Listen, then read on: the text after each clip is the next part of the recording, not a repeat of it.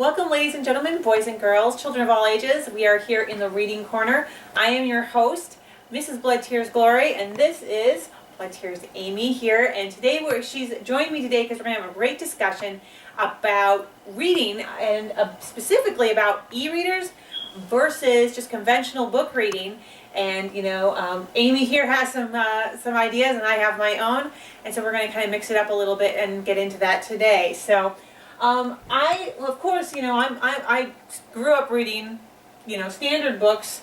There were no such thing as e-readers, so they're kind of a novel, new invention, relatively new, and they do have a lot of means for sharing books with, or carrying your books and reading your books.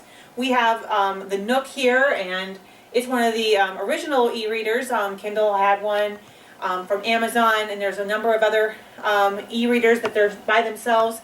Contained e-readers. They've evolved over the years, and it allows the reader to kind of bring pretty much a library with them, and they can read it almost under any conditions. As long as they've got a charged battery, they can pretty much read anything they want under any conditions. So that's like a newer evolution in reading options for big-time readers. But my guest here, she, oddly enough, actually.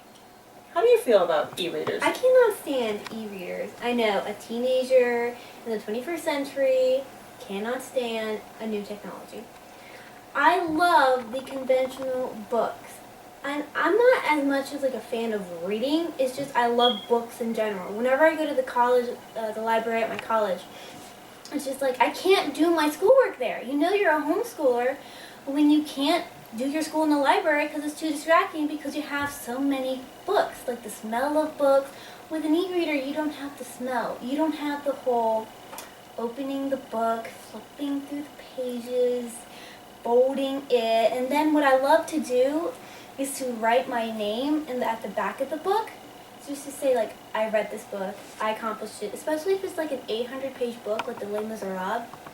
And I can write my name, and it's yes, I love the book, and it was 800 pages long. I did it. I accomplished it. With an e-reader, you really can't do it. And plus, with books, you can buy them, and then you can go get it signed by your favorite author. Yeah. With an e-reader, you can't do that. Yeah. Well, e-readers they're very portable. They allow the reader to bring all kinds of different books with them. Also, if you're limited on space, you've got pretty much access to anything that's right now, and almost everything now that is published now is also being published on an e-reading platform.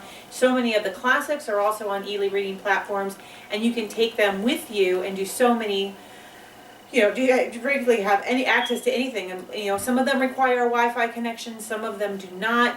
So, if you don't need a Wi-Fi connection, you can pretty much read anything, anywhere. The disadvantage of the e-readers is, as my guest here says, is that you are limited in that you don't have the physical book experience. You don't have the ability to kind of leaf through the pages to make them your own. You certainly can't lend it to someone. So if you have a great book that you want to share with someone, all you can do is pretty much recommend it if you've read it on the e-reader. My favorite author, all the books I have for him are on my e-reader, and so I tell people about him, but I can't share his books, I can't lend his books, and so that's a disadvantage, definitely. I think from a student perspective, if you're dealing with a book that has informational content, like a textbook or a biography or something like that, and you are planning on using that in an educational environment, you need an e-reader. My math book was an e-reader, and I'm just I can't do my math online.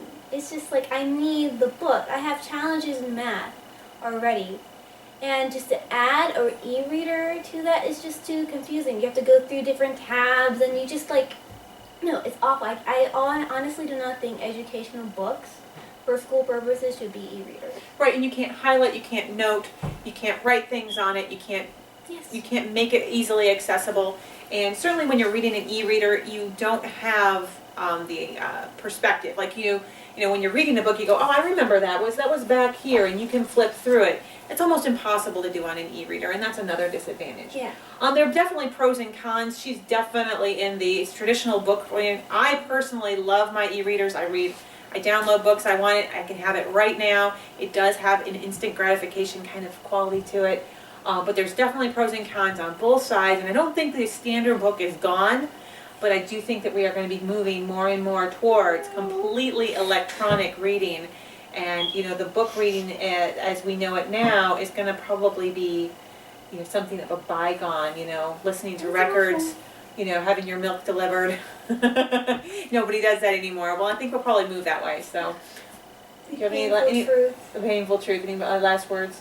No, just. Yeah, you're just going to stockpile your books while you Yeah, can. save the books, save the books. Save the books, save the world. All right, thanks friends for being with us today. We've got some more episodes coming your way. We're going to talk about some of my favorite things. A little shout out. We're going to look at like books that are made into movies. We're going to talk about that coming up too. And we're going to talk about children's literature, so we're going to have lots of fun. All right.